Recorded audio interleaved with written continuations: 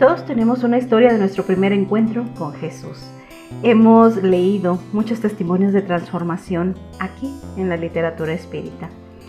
Sin embargo, entre ellos hay uno que de verdad me ha tocado, me ha marcado. Es el libro que vamos a ver el día de hoy. Psicografiado por Ivana Moraes, dictado por el espíritu de Yeshua Barrabás. Vamos a ver de qué trata el libro Yo Barrabás.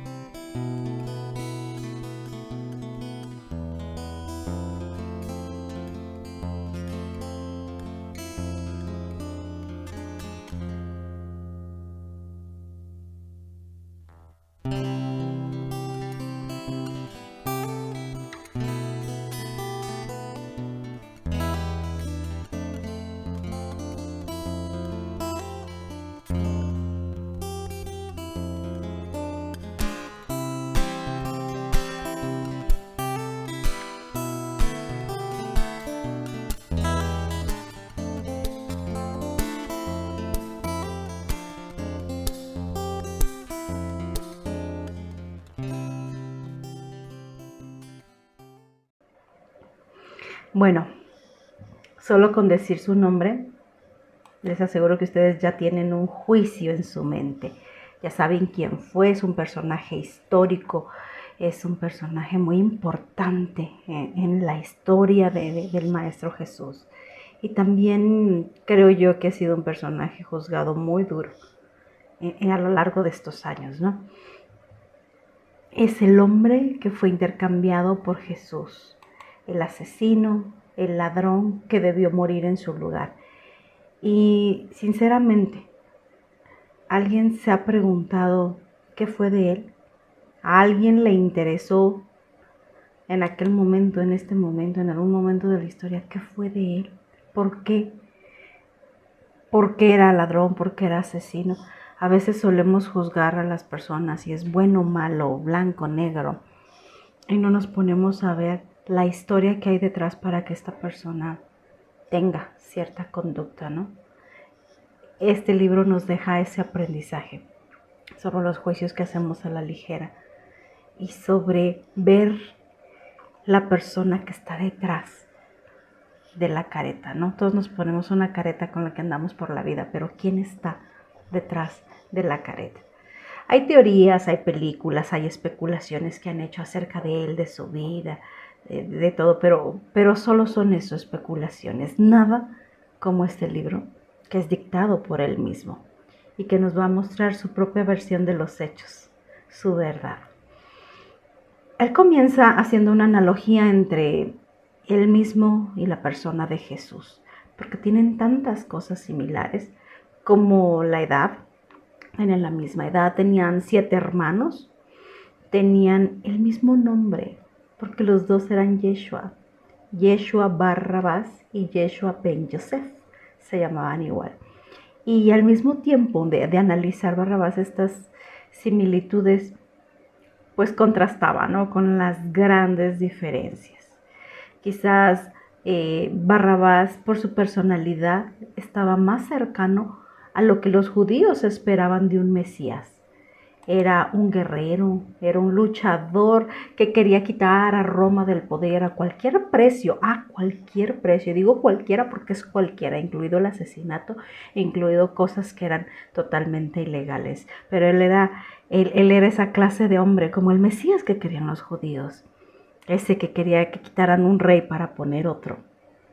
Él era así. Y no Jesús que nuestro Maestro Jesús quería liberar a las almas, pero liberarlas más allá de lo transitorio de la vida terrestre. Muchos comprendieron esa liberación del Maestro como liberarlos de Roma y de la esclavitud de Roma, pero él hablaba de algo mucho más profundo y no llegaron a comprenderlo. Barrabás nos cuenta la historia de su niñez, que era hijo de un constructor de casas, era un albañil, y como se acostumbra en la sociedad judía, aprende el oficio de su papá en eso trabajaba. Y también él empezó a trabajar construyendo casas y nos cuenta una anécdota de un día en especial donde estaban ahí trabajando y de repente escuchó unos gritos aterradores. Entonces corrió a ver de qué se trataba y le tocó ver una escena realmente fatídica.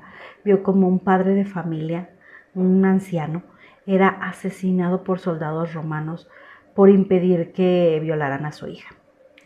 Y ahí aprendió a odiar a Roma. Ahí fue como que el primer momento en el que él sintió que ese ser de odio se apoderaba de él en sus entrañas. Algo se instaló en él, que aprendió a odiar a los poderosos, a los que humillaban al pobre, a tener una sed de justicia, pero de justicia por la fuerza. Mirando ahí al hombre muerto, dijo, bueno, pues por lo menos salvó a su hija de ser mancillada, ¿no? Porque sí, el Señor vio y llegó cuando estaban ellos queriendo abusar de la chica, y los atacó, dice, sabiendo que no tenía oportunidad alguna, que lo iban a matar, pero con su vida la defendió, dice, y lo logró porque, dice, para los soldados, matar a alguien produce el mismo placer que una violación. Qué frases tan duras, sinceramente en la lectura de este libro como es tan sencillo leerlo, que si te pones en un día lo terminas porque lo platica de una forma tan sencillo, tan digerible, con el corazón en la mano, que no les voy a mentir, a cada rato brotan las lágrimas porque sientes su sinceridad, sientes su dolor y en ciertos momentos te identificas con él como ser humano, ¿no? Con esa sed de justicia, de tener que agachar la cabeza ante los poderosos y no poder hacer nada y tener que quedarte callado ante las atrocidades. Una cosa muy terrible.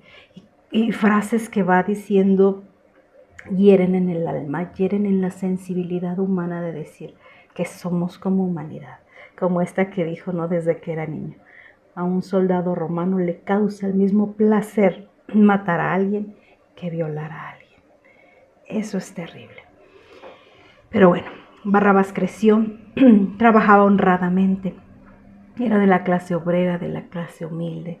Se casó con Lea, Lea así se llamaba su esposa, que en la noche de bodas dice que ella le mostró un madero, un pequeño madero, una pequeña pieza de madera tallada, con unos pajaritos ahí tan hermosos en la superficie. Hizo un paisaje con pajaritos tan hermosos, pero tan hermosos que parecía que iban a salir volando en cualquier momento. Dice, era un trabajo elegante, hermoso, no se veían ni siquiera las líneas de que lo hubieran tallado. Dice, ¿con qué herramientas lo hicieron?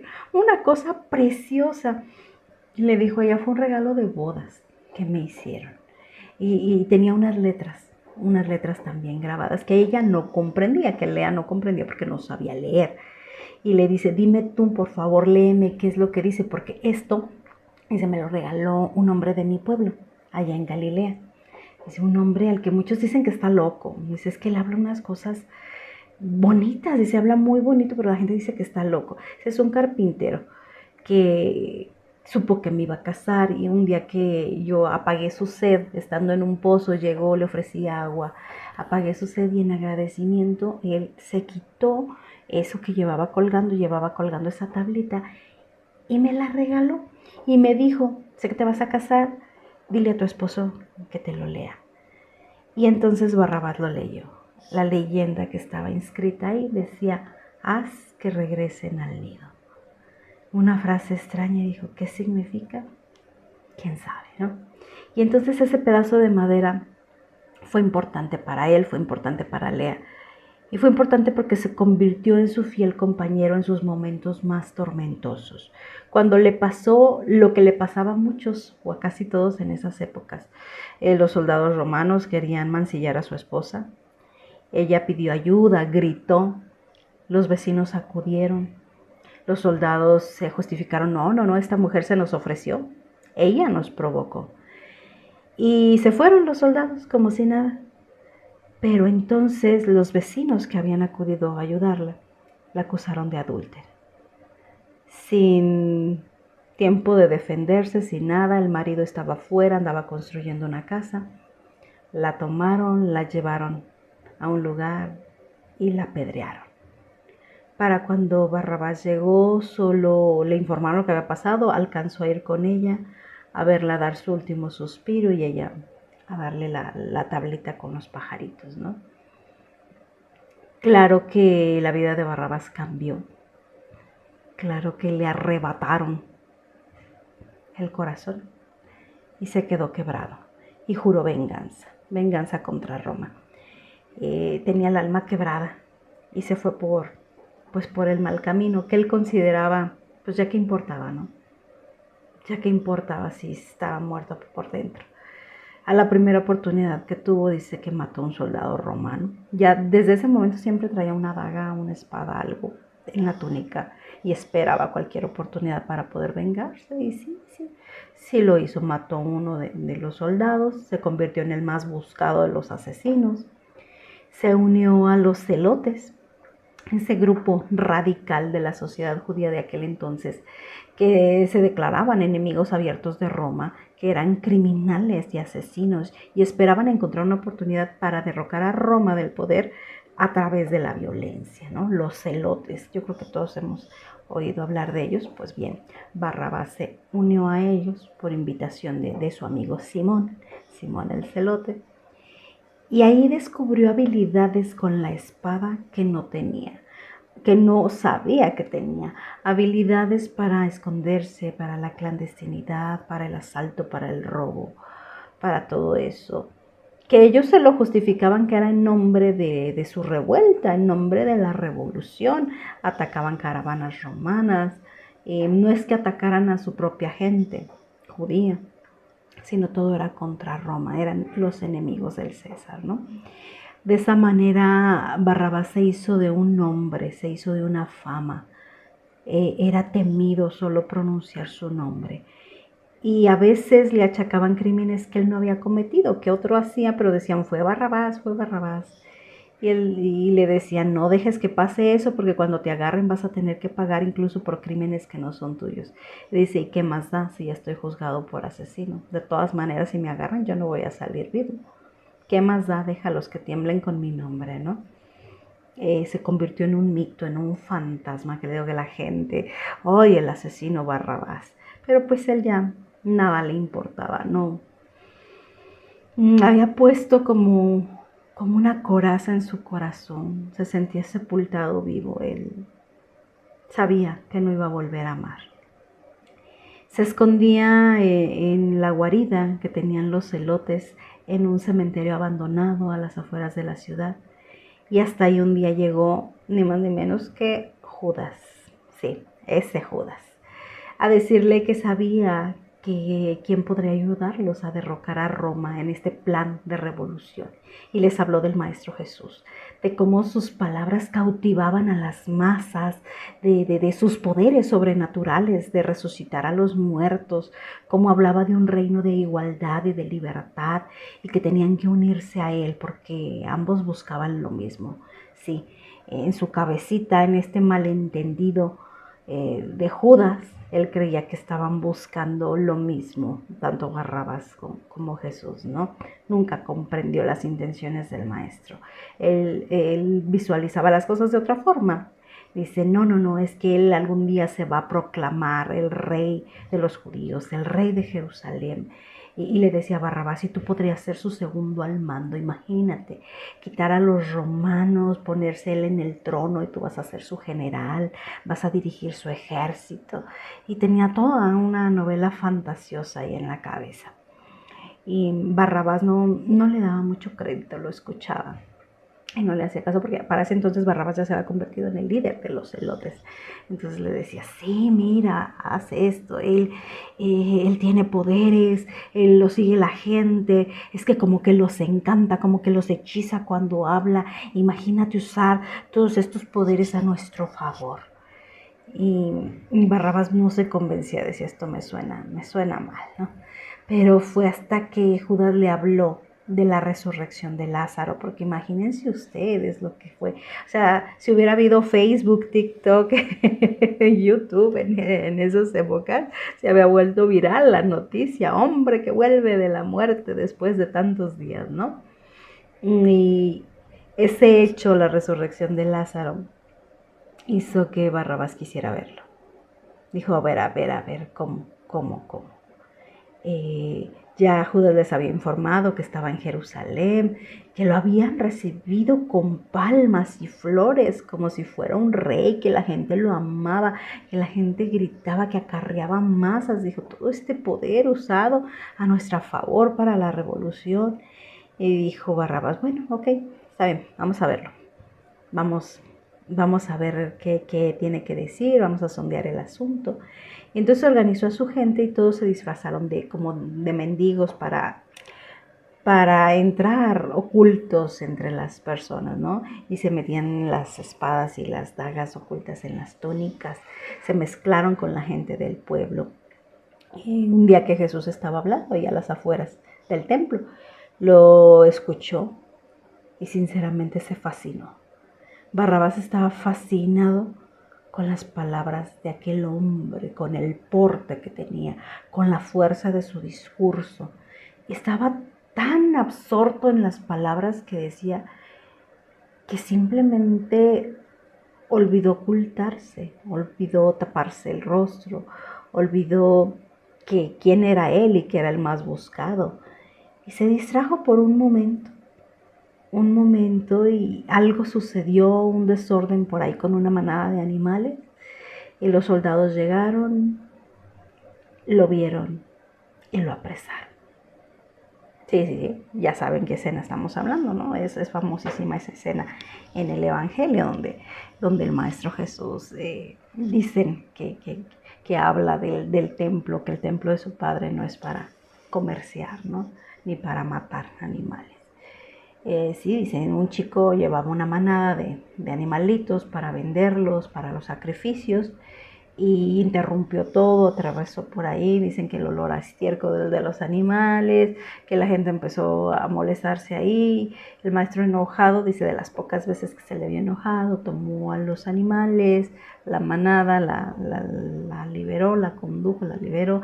Y en ese momento otros aprovecharon el desorden para tirar los puestos de los comerciantes que había, robar las monedas, se hizo un griterío, llegaron los soldados y entonces fue cuando uno de ellos reconoció a Barrabás y este estaba ahí como adormecido pensando qué fue lo que dijo este hombre, qué fue lo que dijo, y en eso pues que lo reconocen y que lo agarran, ¿no? Ya no podía escapar. Y él sabía que era su fin.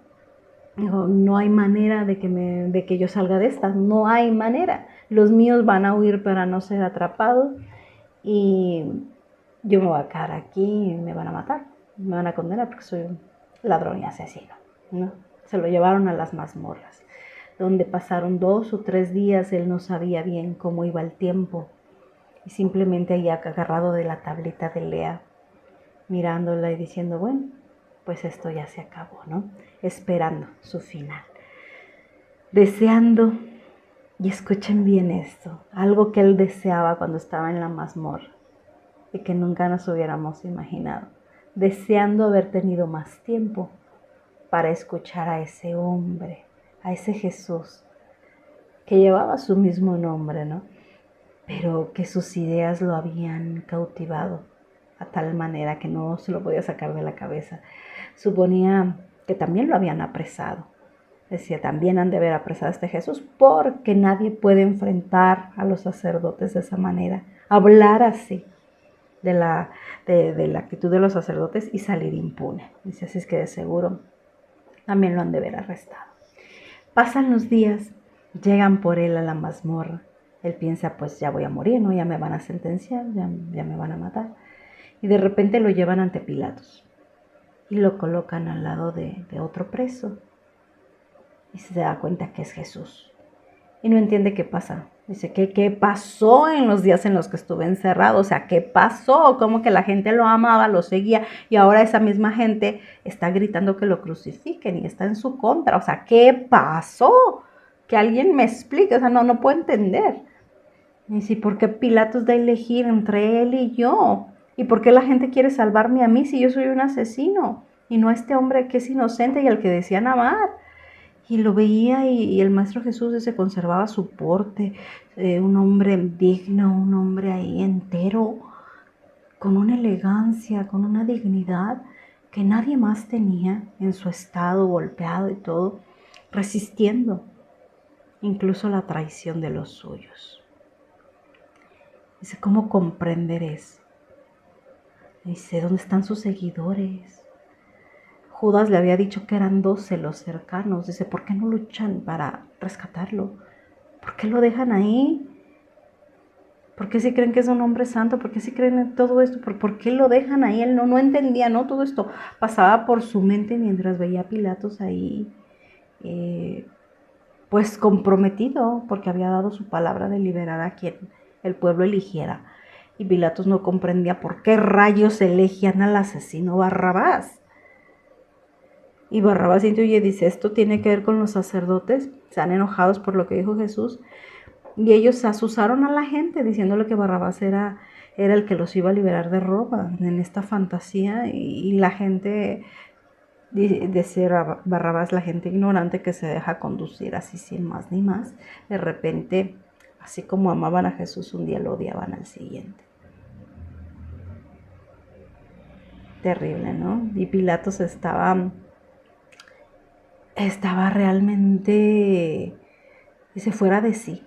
Igual que él no comprendía lo que estaba pasando, porque los sacerdotes lo presionaban. Pilatos, él quería matar a Barrabás, porque era un enemigo de Roma, porque había asesinado soldados, porque tenía que darle cuentas al César y decir, yo estoy aquí actuando la justicia. Mira, quien mata a nuestros soldados, nosotros también lo apresamos. Él no quería soltar al asesino, pero es que tampoco sabía qué pasaba. Y sucede este momento también icónico, característico, donde él se lava las manos, ¿no? Dice, yo no encuentro culpa en este hombre, pero ustedes quieren que lo liberen, pues yo lo voy a liberar. Y así, libera a un Yeshua y ordena crucificar al otro. Y todo en un momento, en un pequeño momento, mientras cortaban las cuerdas que ataban a Barrabás, en un segundo, se cruzaron las miradas de un Jesús y de otro Jesús. Una mirada, un solo segundo, un solo momento que el Maestro Jesús lo vio, atravesó su corazón. Y no solamente lo vio, los labios del Maestro se movieron para decirle, hazlos volver al nido. Impacto de Barrabás, de decir, ¿qué? ¿Qué estás diciendo? ¿Cómo tú sabes la frase? ¿Cómo? Estupefacto Barrabás, ahí en ese momento, siendo liberado, la gente gritando, los soldados tomando a Jesús para llevárselo a la crucifixión, y él queriendo saber más, qué está pasando, cómo me dijiste, qué me dijiste. Agarraba él su tablita, que era su único tesoro. ¿Cómo es que ese hombre sabía? ¿Y por qué se lo decía? Y él ahí, parado, no podía hacer nada. Solo vio cómo se lo llevaban a crucificar. Y reacciona y dice, quizás a mí también me vayan a matar. Porque yo no creo en la sinceridad de Pilatos y yo no creo que me vaya a dejar vivo. Este hombre se va a arrepentir en cuanto, no, tengo que huir. Entonces ya reaccionó, salió corriendo, salió huyendo, corrió entre una calle y otra. Y dice, las calles vacías porque todo el mundo estaba conglomerado allá siguiendo el asesinato de Jesús.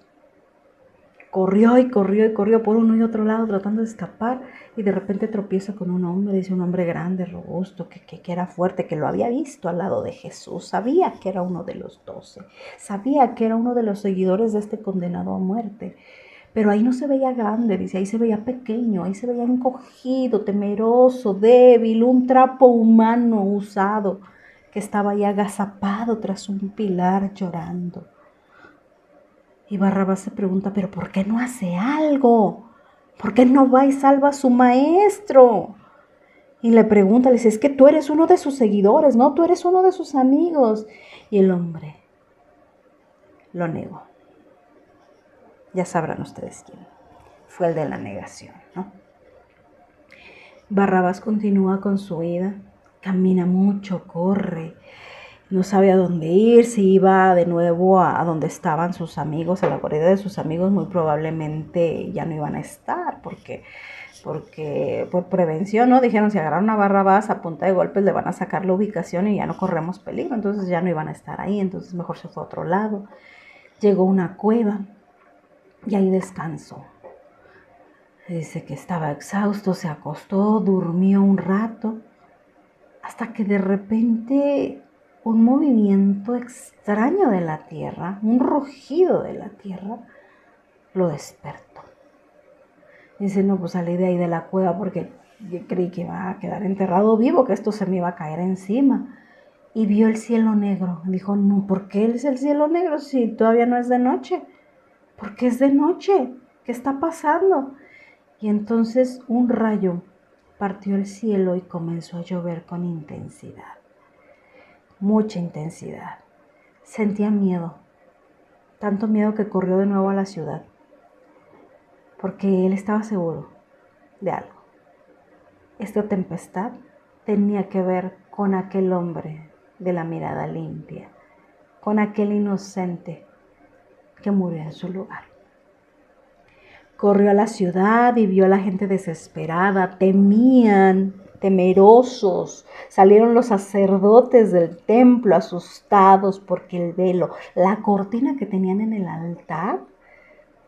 altar para Dios, se había roto. Y eso era un mal presagio, porque sabían que Dios estaba enojado con ellos. Entonces los pasos de Barrabás lo llevaron camino al Gólgota.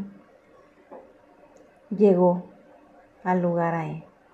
Vio cómo José de Arimatea, hombre prominente, un rico de la ciudad, y otra mujer envolvían el cuerpo del inocente y se lo llevaban a sepultar. Nos cuenta cómo él disfrazó su llanto con la lluvia, porque él se había prometido no volver a llorar, ¿no? Fue hasta la cruz que le pertenecía a él y nada más que a él. Y se convulsionó de dolor moral al tocar la sangre del inocente, la sangre que debería haber sido suya. Si tan solo hubiera sido más valiente, sabía en su interior, no debí dejar que lo mataran en mi lugar. Y les voy a leer ese pasaje con sus propias palabras. Había jurado que nunca volvería a llorar después de la muerte de Lea, pero ahora sentía un vacío en mí tan profundo como el día que se fue. Me acerqué a la cruz en la que estaba clavado Jesús y la miré durante mucho tiempo. Vi marcas de su sangre en el madero. Deslicé mis dedos a través de ellos y sentí el dolor de las uñas afiladas en mí. Lamenté no haber conocido mejor al Maestro de Nazaret. Quizás podríamos haber sido buenos amigos. Parecía el tipo de hombre que vale la pena tenerlo como amigo. Y si eso hubiera sucedido, era seguro que no habría dejado que lo crucificaran en mi lugar. Al menos intentaría hacer cualquier locura para liberarlo. Nunca me rendiría sin haberlo intentado por todos los medios. En mi mente me preguntaba por qué sus discípulos no habían hecho nada. Si su maestro era realmente el hombre santo que todos decían, ¿por qué se fueron tan cobardemente sin defenderlo? ¿Acaso no sabían luchar por la justicia? Él se deleitó en el amor, yo en el odio. Predicó la justicia con mansedumbre y yo procuré obtenerla por la fuerza. Solo llegué a la conclusión que mi lucha por la justicia había flaqueado ante él. Si hubiera sido realmente justo, nunca habría aceptado que muriera en mi lugar. Fui cómplice de una de las mayores injusticias que pudo existir.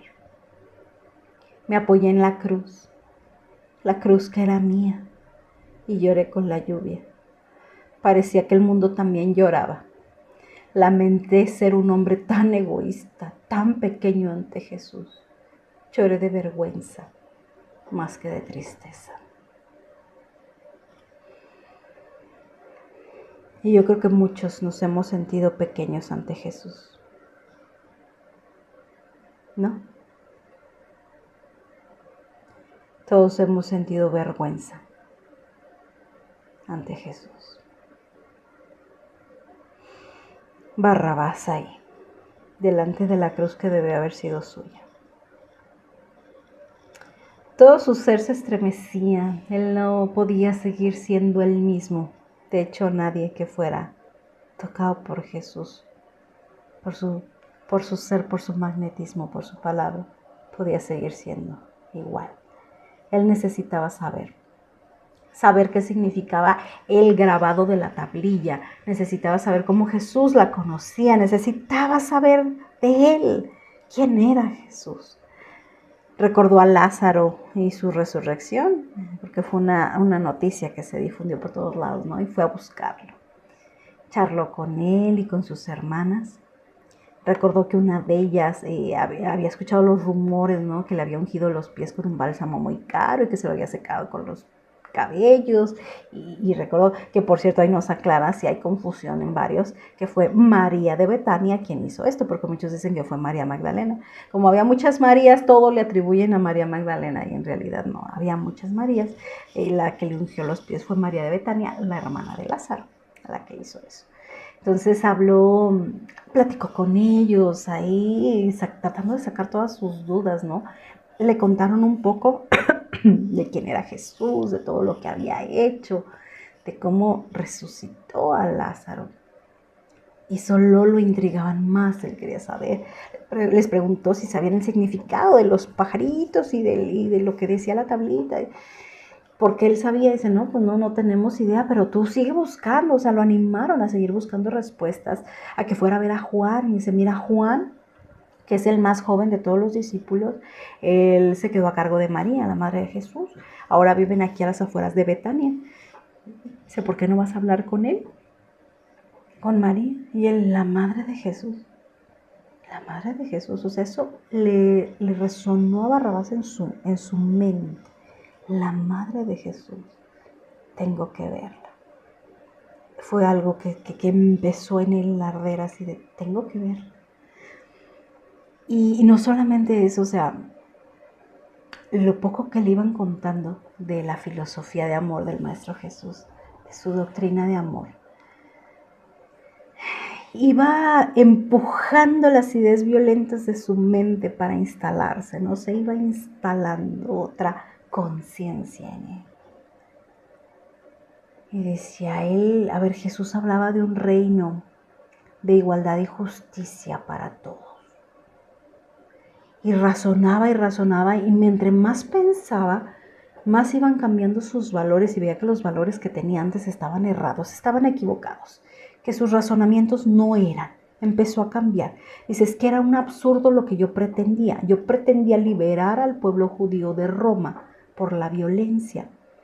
Y con eso creía que las cosas iban a ser diferentes, que las cosas iban a cambiar. Pero seamos sinceros, se decía él mismo, para gente como yo, para obreros, que era constructor de casas, para gente como el mismo Jesús, que era un carpintero, las cosas iban a seguir igual.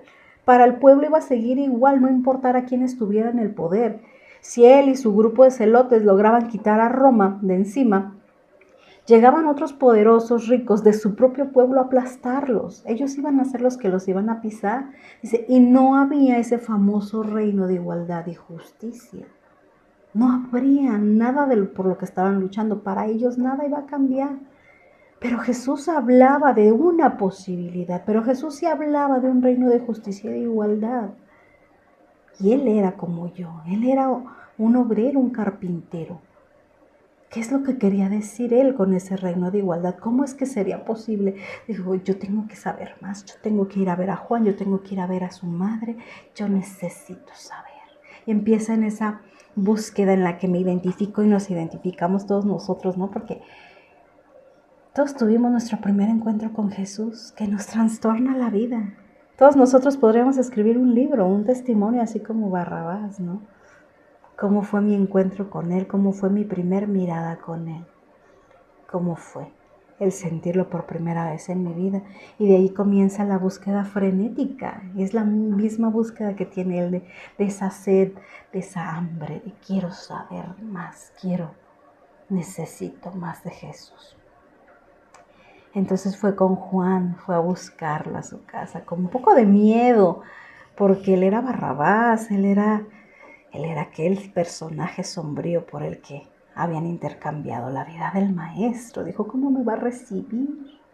Si yo estuviera en su lugar, yo no me recibía, yo me mataba. O sea, pensaba, ¿no? Tenía miedo. Pero no fue rechazado, eso no sucedió. Juan lo atendió con el amor fraterno que lo caracterizaba. Y le dijo, sí, María no está ahorita aquí. Dijo, sí, está a cargo mío, dice, pero ahorita no está aquí. Ella se fue a pasar unos días a Magdala. Ya saben con quién, sí, ya saben con quién, porque pues se hizo muy amiga de María Magdalena. Entonces se fue a pasar unos días con ella a Magdala. Dijo, no está, pero va a regresar después, échate una vueltecita después, ¿no? Y conversaron un poquito ahí con Juan, le habló más del Maestro Jesús, le enseñó su tablita, dice, por casualidad, ¿no sabes qué quiere decir esto? Es que, ¿cómo es que él lo conoce? Es que esto me lo dieron a mí, es que, ¿cómo? O sea, todas sus dudas, ¿no? Y Juan le dice, bueno, siéntete afortunado porque si él te dio esto, si él te habló de esto es porque tiene una misión para ti. ¿Cómo? Una misión para mí, es que eso no puede ser, o sea, cómo me iba a conocer, no me conocía, no entablamos ninguna relación, no nada, fue una mirada, nada más cómo me iba a conocer. Y le dice Juan, es que así era el maestro. Al maestro le bastaba una mirada para conocerte, para saber todo de ti, para ver tu interior. Y Barrabás así de, ¿cómo es posible? Dice, nada, le dijo Juan, nada de lo que el maestro haya hecho es casualidad. Él siempre tenía un motivo y un porqué. Siempre. Y tienes que averiguarlo. Dijo, esa es tu misión ahorita, averiguar qué significa. Y Barrabás no, pues ya más. Encendido sentía unas fuerzas renovadas, sentía algo arder internamente en él. Estaba decidido a hacerlo. Estaba decidido a buscar donde fuera posible esa respuesta. Dijo, tendré que hablar con María en su momento, ¿no? Más antes quiso ir a buscar a sus amigos, los celotes, a buscar el nuevo escondite que tenían. Porque se escondieron también por miedo de ser apresados, se fueron a otro lugar, averiguó dónde estaban. Le dijeron que se habían escondido en las cuevas de Qumran y allá fue a buscarlos, ir razonando y pensando con la mente al mil y sintiendo que tenía que compartir todos esos nuevos razonamientos, esa nueva esperanza de vida, eso que le estaba dando vida en ese momento. Dije, voy a hablar con ellos, voy a hacerles ver que nuestros objetivos son diferentes, que no vamos a lograr nada con esta lucha. Bueno, como todos nosotros, ¿no? Que queremos compartir cuando encontramos esta cosa espiritual que nos llena el corazón. Y el inocente ahí va. En el camino, casi llegando ya con Ram, se encontró con un hombre muy amable, porque él preguntaba, oigan, ¿saben dónde están los fanáticos? Les llamaban a los celotes, ¿saben dónde están los fanáticos? ¿Acaso los han visto? ¿Saben dónde se esconden? Y nadie quería tener que ver con los fanáticos, nadie tenía que ver con los celotes, no le decían nada. Dice, solo un hombre muy amable se acercó y le dijo, están en las cuevas de este lugar. Y dice, ¿y tú cómo sabes? Dice, pues es que soy esenio y ellos llegaron algunos heridos por las luchas que tuvieron, requirieron ayuda médica y yo los ayudé. Dice, ¿tú estás a favor, como esenio, estás a favor de los fanáticos? Dice, yo no estoy a favor de nadie. Dice, pero yo no le puedo negar la ayuda a nadie por mis principios esenios, por mis principios de doctrina. Yo no le puedo negar la ayuda a nadie, yo trato a todos por igual. Y se fascinó con cómo hablaba con este esenio, ¿no? Se fascinó. Y pues el esenio ya le indicó, vete por aquí y ahí los vas a encontrar. Dice, y cuando gustes hablar más, pues me buscas, yo estoy acá en tal lugar. Ahí está la comunidad de Esenia, en otras cuevas ellos desarrollaron su comunidad. Pues bueno, fue a encontrarse Barrabás con sus amigos y quiso compartirles sus nuevos sentimientos, pero pues no le fue muy bien, ¿no? Realmente. como a muchos de nosotros, ¿no? Cuando vamos y compartimos cosas, estás loco, estás fanatizado, ya te lavaron el cerebro. Y peor aún, en la mente truculenta de Simón el celote, se le ocurrió una idea. Dijo, no, mira, mejor vamos a hacer una cosa, vamos a planear esto, ¿no? ¿Por qué no te infiltras entre los apóstoles? Fíjate que van a buscar el sustituto para Judas. No sé si supiste o vas a saber que Judas se suicidó, ¿no? El cobarde, después de que hizo lo que hizo, se suicidó. Dice, pues van a buscar un sustituto porque según entre ellos tienen que ser 12 y que tienen que ser 12. Y dice, postúlate tú, imagínate. Dice, ve tú, postúlate para ser el 12º discípulo de Jesús porque se van a sorprender. El asesino, el ladrón que se convirtió y que se volvió al cristianismo, bueno, todavía no se llamaba cristianismo, pero que reformó su vida. Te van a aceptar, te infiltras en ellos y luego los vas convenciendo para nosotros usar a nuestro favor el poder de Jesús, el poder de las masas que Él acarrea y podemos lograr nuestros objetivos de revolución. Y Barrabás se queda pensando, dice, no, o sea, no puedo más, incluso se sintió asqueado, dijo, yo no puedo más, yo ya no pertenezco a este lugar, ya no pensamos igual, yo quiero ser feliz, yo quiero renovar mi vida, yo quiero ser diferente, esto ya no es así. Y los dejó, los abandonó y le advirtieron, si te vas eres nuestro enemigo. Dijo, no me importa, yo ya no quiero saber nada de esto. Y entonces se fue a buscar al Esenio, a buscar a este señor que se llamaba Eliud. Y llegó allá a aquellas cuevas donde le indicó que estaban los esenios y vio que era toda una ciudad realmente grande que habían ellos construido ahí entre las cuevas, ¿no? Porque ellos habían sido exiliados de la sociedad judía, porque su manera de ser, su manera de vivir, decían que ofendía a Dios, que iba en contra de su religión, entonces los habían segregado. Pero ellos hicieron su comunidad ahí, ¿no?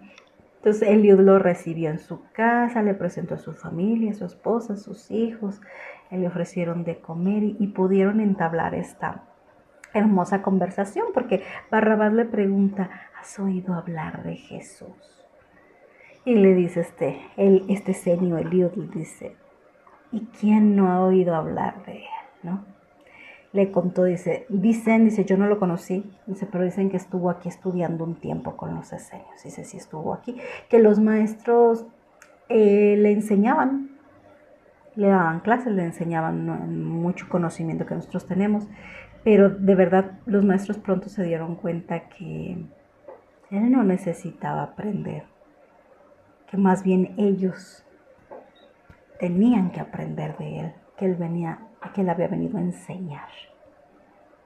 Dice así de grande, ¿no? Y esto es parte de lo que, les voy a leer tantito, de lo que le dijo Eliud. Le dijo, Jesús habló de nuestra verdadera patria, de las mansiones celestiales que los ojos humanos aún no pueden ver, pero te aseguro que existen. Él mismo vino de ahí, abandonando su reino de gloria para estar con nosotros en este mundo de imperfecciones. Dios conoce las limitaciones que tiene el hombre porque aprendemos muy lentamente. Nuestra gente ha tenido valiosos conocimientos durante mucho tiempo y siempre supimos que Dios estaba a punto de enviar a un gran maestro para la humanidad, un avatar, un ser de alta tensión espiritual y de absoluta pureza. Hace unos 1000 años las huestes celestiales ya se estaban preparando para la llegada del instructor. Cuando llegó a este mundo, una de las vírgenes del templo de sentimientos puros y alma cristalina fue elegida para generar su cuerpo físico. Se le encomendó el cuidado de una familia perfectamente adecuada para mantenerlo y protegerlo. Eso es parte de lo que habló con Eliud, ¿no? Y todas estas revelaciones eran maravillosas para Barrabás, que necesitaba más, que estaba seducido por el mundo de Jesús, por su persona, por su filosofía y que se sentía así como nosotros, ¿no? Totalmente atraído. Y ahora más que nunca deseaba ir a ver a María, la madre de Jesús. Y también tenía que ir a advertir a Juan y a los apóstoles de los planes de Simón de infiltrarse para sus objetivos oscuros, ¿no? estaba seguro de que Simón se iba a postular para ocupar el lugar de Judas, así que pues se puso en marcha para avisarles.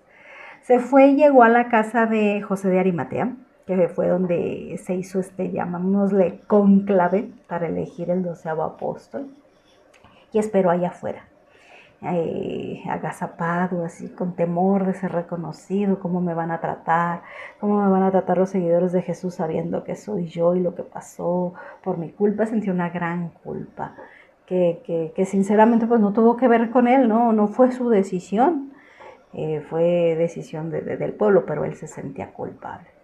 Vio que empezó a llegar la gente, que llegaban los apóstoles, llegó Juan con unas mujeres, pero se iban tapadas, no alcancé a ver quiénes eran.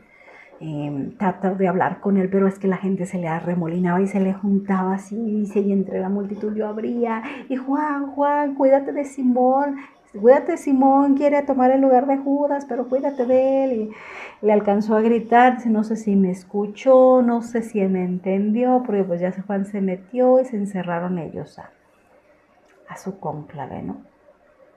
Y ya de rato, dice, salió Juan de nuevo, y entre los presentes dijo, ¿alguien más que quiera postularse a ocupar el lugar de Judas? Algunos dijeron, levantaron la mano, y Barrabás solo se agachaba. Y Juan lo veía y le decía, ¿alguien más que quiera? O sea, ¿alguien más? Y él se agachaba. ¿En serio que no? No. Y el otro agachado. Y decía Barrabás, no merezco ese honor. Dejo la oportunidad para alguien de corazón más puro. Dijo, yo no puedo eso, ¿no? Bueno, pues entonces ya se metieron. Y bueno, ya de rato salieron, ¿no? Con el elegido, pero esta parte me cautivó porque cuando eres servidor de la luz, cuando te dedicas a hacer un servicio, a veces te llegan estas dudas, ¿no? No soy lo suficientemente puro para hacer este trabajo. ¿Cómo puede ser que me encomienden a mí esto si yo no? Y ese sentimiento que tuvo Barrabás, decir, pues que alguien más, alguien mejor que yo lo haga, porque esa parte me llegó a mí muy hondo. Les digo que yo en esta lectura a cada rato lloraba, a cada rato, pero es un llanto liberador, revelador, purificador. Es una obra que toca corazones. Si aquí en la narración de seguro ustedes están sintiendo cosas, bueno, imagínense si lo leen, leanlo, está hermoso este libro. Bueno, total que ya de rato salen de nuevo los apóstoles, salen todos y anuncian pues quién fue el elegido, ¿no? Con una frase muy especial, en especial para mí, muy particularmente por cuestiones muy personales y muy particulares, esta frase que dijeron, no recuerdo quién la dijo, no sé si fue Juan o fue Pedro, pero esta frase que dijeron para mí significa mucho. Dijeron, el Señor ha mandado a Matías para ser uno de los nuestros. Eligieron a Matías. Él fue el elegido. Y estaban todos allí en aplausos, felicitaciones, cuando de repente sucede el evento del Pentecostés. Tal cual, ya saben lo que sucedió, ¿no? Y aquí se los leo narrado por Barrabás, dice. Un viento tormentoso invadió la habitación, un viento que parecía venir de la nada. Las puertas y ventanas se abrieron de par en par y un extraño zumbido sonó en nuestros oídos. Arriba pudimos ver extraños destellos que se movían como llamas azules. Nadie entendió lo que estaba pasando y muchos se llenaron de miedo. Otros, incluso asustados, pensaron que era el mismo Jesús quien acababa de manifestarse.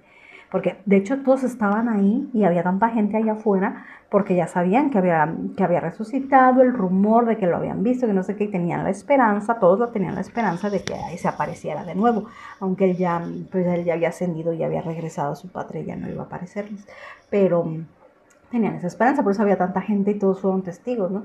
Que los apóstoles estaban adentro, vieron las llamas azules, el viento, el sonido en los oídos y todo, ¿no?